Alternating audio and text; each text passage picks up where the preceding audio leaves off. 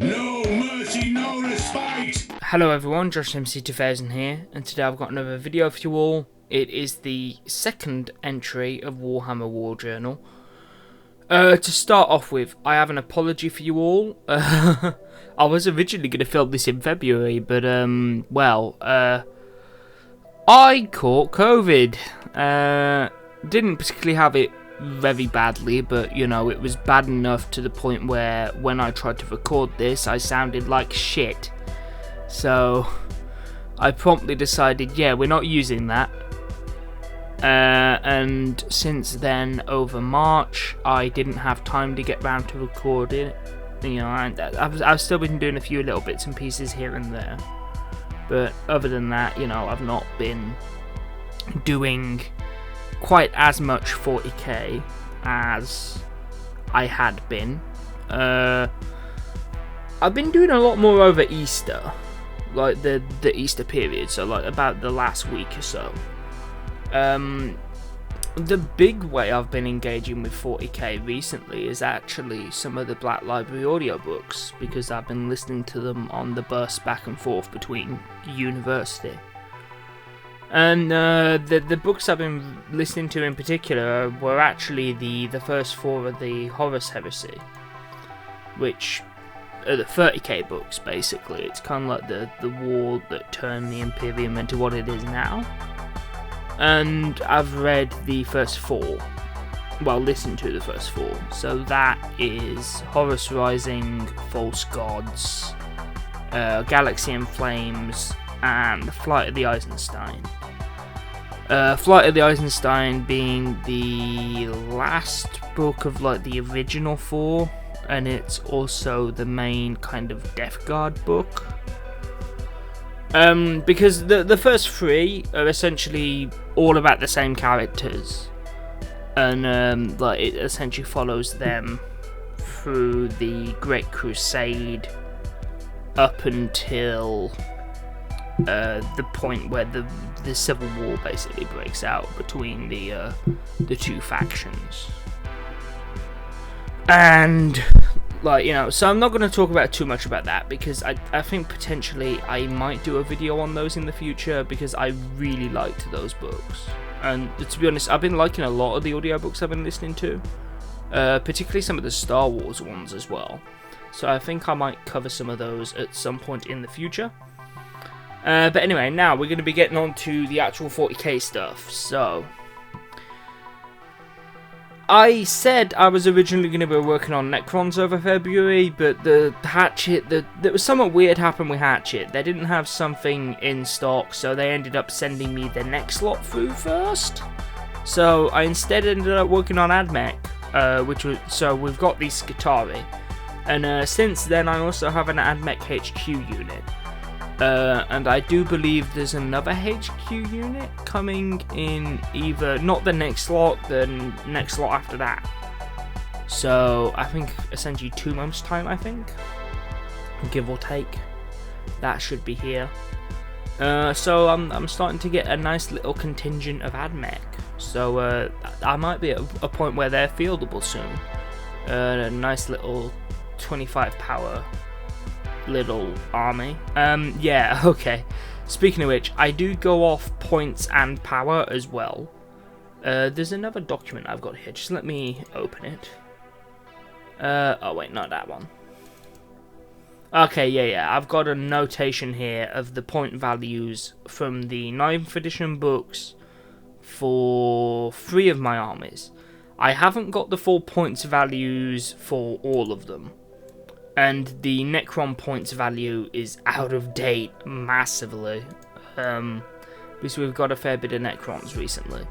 So for Ultramarines, I'm sitting at about a power rating of 30 and a point rating of 547. For my Blood Ravens, I'm sitting at 29 points and 565 points. No, 29 power and 565 points. Sorry, I keep getting power and points mixed up. To be fair though, that's probably going to be different now though, because I've actually done the Start Collecting box, which I've done some of that as Blood Ravens.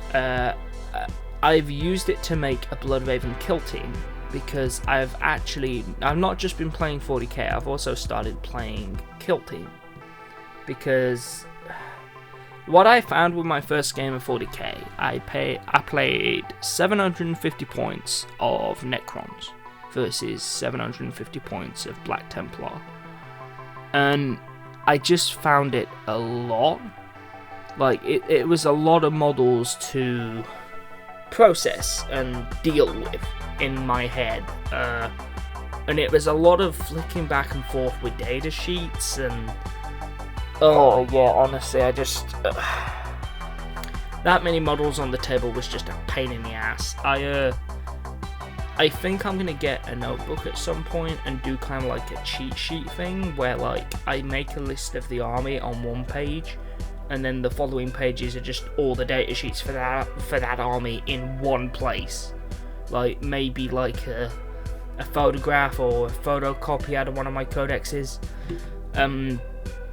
Yeah, I know people probably cry foul at that, and I probably wouldn't get away with that in an actual Games Workshop store, but it would be easier for me than having to cart around like multiple books, because it's just this is the other thing I found about Kill Team, which is a lot nicer as well.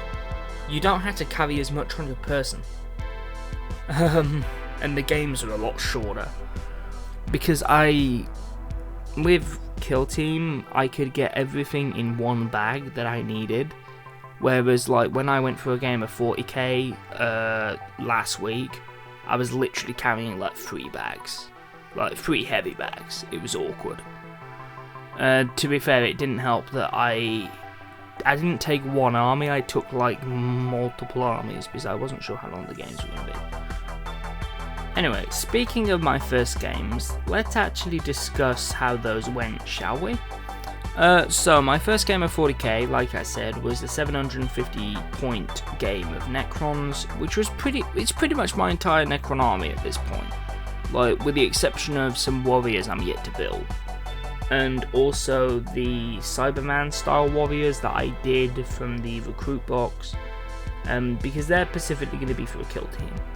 And besides that, I like the way they look, and like, you know, I want a Necron kill team basically. I'm showing you these guys, by the way, now, the Cyberman ones on screen. I'm actually really happy with how these came out. The way I did the blue on the weapons, like to get that kind of look, I put Stormhost Silver underneath, and then I used another blue. I'm not sure what it's called. It's a contrast paint. I'm gonna put the name on screen now, because I can't remember what it's called. So some of their name for some of the Games Workshop paints are a bit all over the place, but hey ho. But yeah, and the base colour for the armour is Lead Belcher with Abaddon Black in the joints and on the weapons. It's a nice little simple paint scheme. So yeah, to be honest, I've done the Scarabs and the Royal Warden as well, so I could potentially play that as like a little army list. Potentially could have it be part of a larger army for 40k. If I want like I don't know, like a smaller detachment or something with a dynasty, I don't know, I can do something with it. Yeah. So, that 750 game of the Necrons, I lost, but to be honest, that was my first game. I wasn't expecting to win. And then we've had my second game of 40k, which was last week, which was a 250 power game. That 250 power game. And I was playing Death Guard. My opponent was playing Tau Empire. And I'm going to be honest, I did pretty well. I was pretty happy with how I did. He shook my hand and called it a win for me, which I was quite happy with. Basically, the game ran on for a while because, like, I was still trying to get my head around how the wound rolls work, because the idea is you roll to hit, and you roll to hit based upon your weapon skill, and then once you roll to hit, The wound roll depends upon toughness and strength. I'm still not 100% like with it. It's written in the core rulebook. I should probably make, like I say, if I do that cheat sheet kind of notebook thing, I will definitely make a note of the thing in the rulebook to do with that, because that's something I keep forgetting and is really annoying. Because at the end of the day, it's something you kind of expect it to do, and you can't really expect your opponent to work it out for you all the time. Because yeah. Next time I see that dude at a game, I'm gonna apologise for the fact that he basically had to do the majority of the maths, because I was like still trying to remember like what the differences are, and you know, at what point are you wounding on a 4, at what point are you wounding on a 3, at what point are you wounding on, like, you know, the different variables for like when you what you're wounding on, basically. That's probably the one part about 40k that really trips me up at the moment. I've got my head around the movement, and like I basically understand how the shooting works, and fighting kind of got my head around that, but it's just to do with how some of the roles work and the actual mathematics. But to be honest, I used to suck at maths, so to be honest, that doesn't really surprise me that that's the part of the hobby that I'm struggling with. Kill Team, I've had 2 games of Kill Team and I've lost in both, but to be fair, I enjoyed both games, and my opponents on both occasions were really pleasant gentlemen, so you know, I enjoyed both occasions, and hey ho, it was quite fun. First game I was playing Assault Intercessors, and to be fair, this guy actually taught me the basics of Kill Team. Like, the guy was a physics teacher, and he was really nice. He took the attitude of, hey, if I can teach kids physics, I can teach you how to do this. And the majority of it actually sunk in. Being taught it instead of trying to read it out of a book was way more helpful. And I'm going to be honest, he was playing Chaos Legionaries, which I believe is one of the Kill Team, like, made for Kill Team boxes. It's not the Compendium Chaos book, because the way Kill Team works, right, is you have the core book with like the core rules. Then you have the Compendium, which is army lists and data sheets for like all the core factions from 40k. So you pretty much have AdMech through to like Drukhari, Chaos Space Marines, Eldar, Necrons, like everything. Pretty much all the base factions. And since then they've done kind of like made for Kill Team armies, which they have their own books. Octaris, for example, was the one that came in the starter kit, which is the Orc Commandos and the veterans for, well, basically Deathcore Krieg. And I've actually got those. I need to put those together still. It's probably about one of the only things on my pile of shame, other than the next lot of Imperium magazine, which I am looking forward to getting to at some point.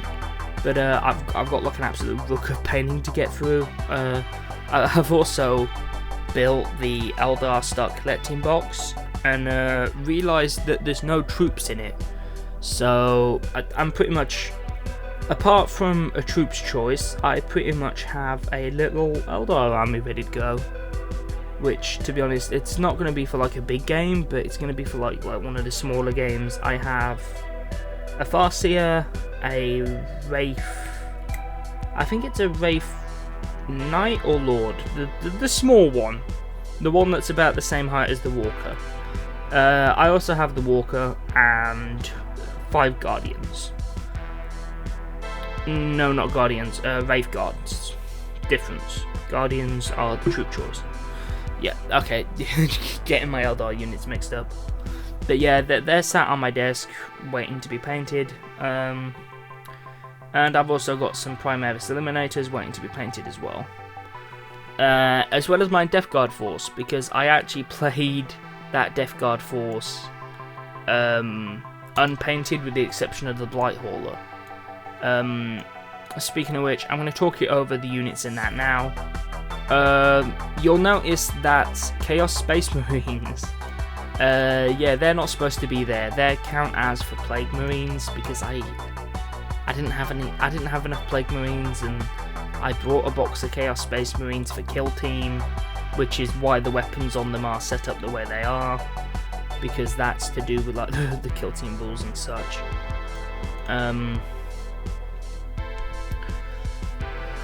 But yeah, other than that, I used them as count-as for Plague Marines, basically ran them with bolt guns and plague knives, nothing special, just kind of basic profile. And the HQ choice is the Lord of Virulence. It's the one in the Gravis armor, which I really like that guy actually. He did some good work for me in that game.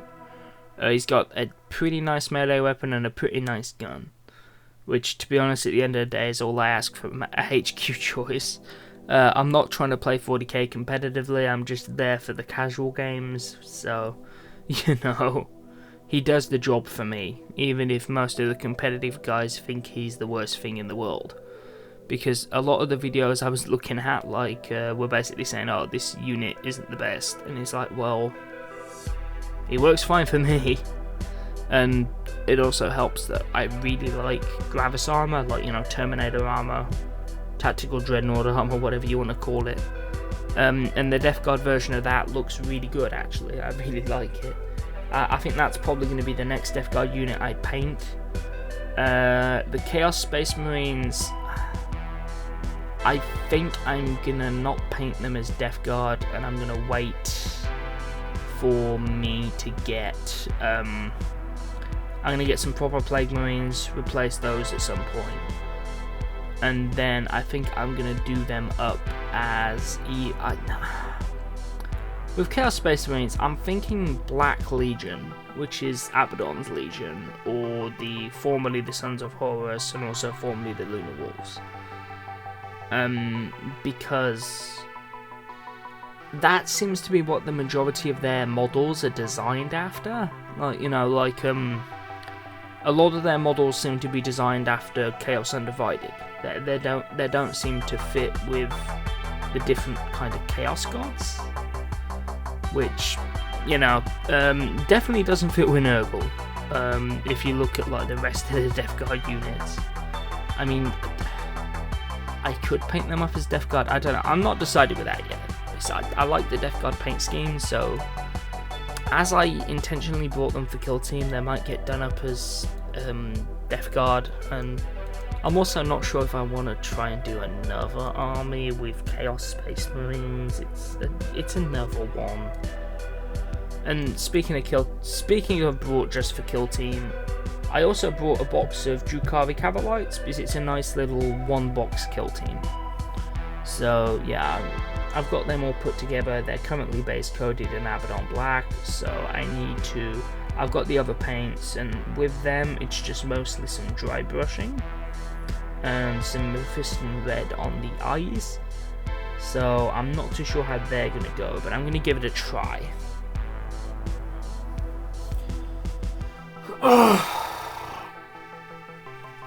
So yeah, I apologise, this one has been kind of all over the place, because I'm going to be honest, with this one I've kind of given myself some rough notes to talk about and just kind of gone to town, because it took way longer for me to record all the stuff for the previous Warhammer Journal, and even then I still managed to forget stuff.